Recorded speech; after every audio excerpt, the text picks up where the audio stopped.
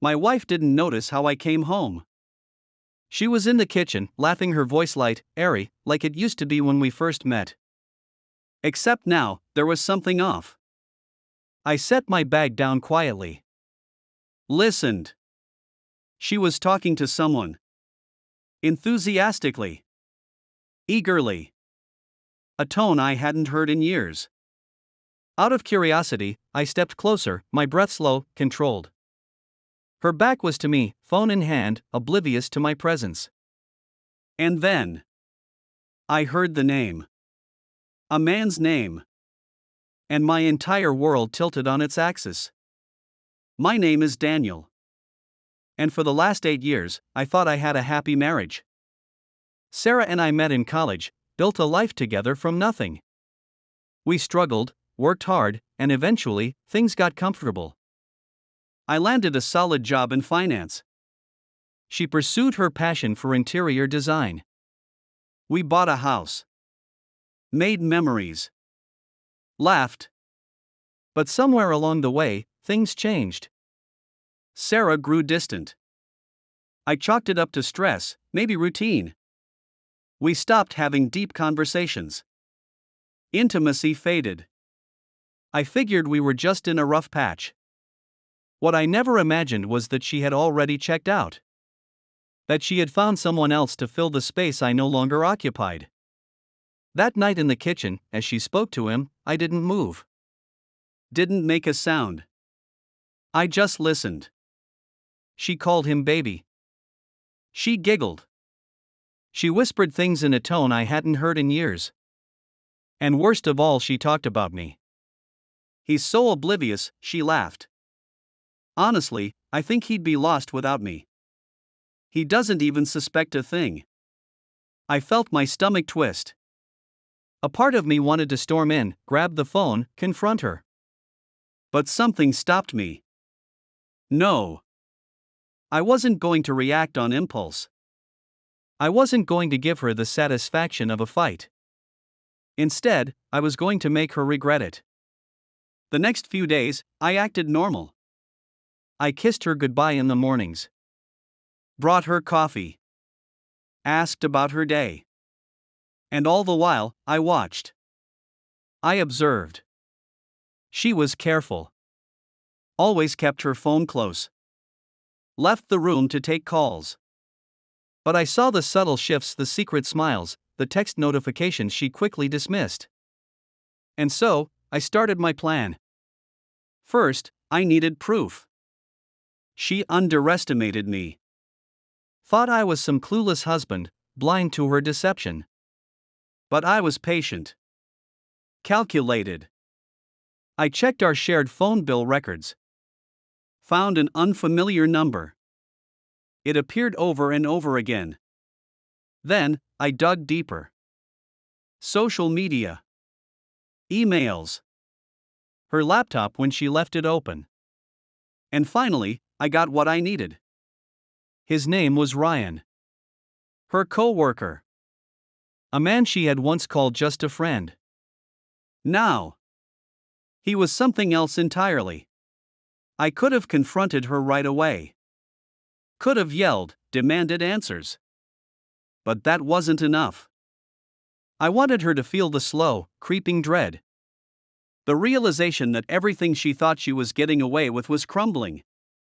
So, I played my part. I became more attentive. More loving. I planned a surprise dinner, bought her flowers. She looked guilty, uneasy. But she smiled. Lied to my face. And then I started planting the seeds of doubt. I mentioned her coworker in passing. Asked innocent questions. How's Ryan? You guys still working on that project? I watched her flinch. Saw the hesitation in her eyes before she answered. Good. Then, I left hints. Logged into her laptop and searched for hotels nearby, leaving the tabs open. Subtly let her see me looking at apartment listings on my phone. She started to panic. What's with all the apartment searches? She asked one night, trying to sound casual. Oh, I smiled, just looking at options. You never know when you'll need a fresh start. Her face paled. She knew. She didn't know how much I knew. But she knew enough to be afraid. The final act needed to be perfect. I found out they were meeting at a hotel on Friday night. So, I set the trap. That morning, I kissed her forehead like always. Told her I was working late. She smiled, relieved. I waited until she left. Then, I made my move. I booked the hotel's private dining hall. Sent invites to our closest friends. Her family. Even Ryan's wife. Yes, he was married too. By 8 p.m., the room was filled. Curious faces. Confused murmurs. And then, the doors opened. Sarah and Ryan walked in, laughing. Her hand was on his arm. And then, they saw us. The color drained from Sarah's face. Ryan stiffened. The room went dead silent. I stepped forward, phone in hand. You didn't notice how I came home that night, Sarah, I said, voice calm. Because you were too busy talking to him. I hit play. Her voice filled the room, her own words from that night, clear as day. Her laughter. Her betrayal. Every single person heard it. She opened her mouth, stammering. Daniel, I. Ryan's wife was already walking toward him. Slap. A sharp, satisfying sound.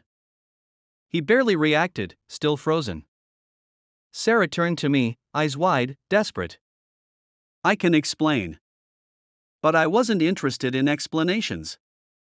I tossed a folder onto the table. Divorce papers. I already signed, I said. All that's left is for you to do the same.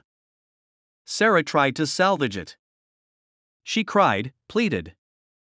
Told me she made a mistake. I let her talk.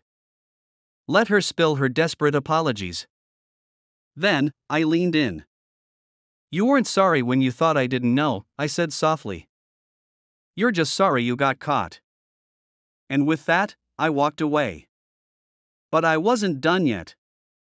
I made sure Ryan's wife got all the evidence she needed for her divorce. Made sure their workplace knew about their little extracurricular activities. By Monday morning, both of them were jobless. By the end of the month, Sarah was out of our home. And by the end of the year? She was just a memory. It wasn't easy. Walking away from a marriage, from 8 years of my life. But I wasn't broken. I rebuilt. Moved to a new city. Started fresh. And somewhere along the way, I found happiness again. Sarah? Last I heard, she tried reaching out. Said she missed me. That she regretted everything. But by then, I was already gone. The thing about betrayal? It's like breaking a mirror. You can try to piece it back together. But the cracks will always remain. And some things? They're better left shattered.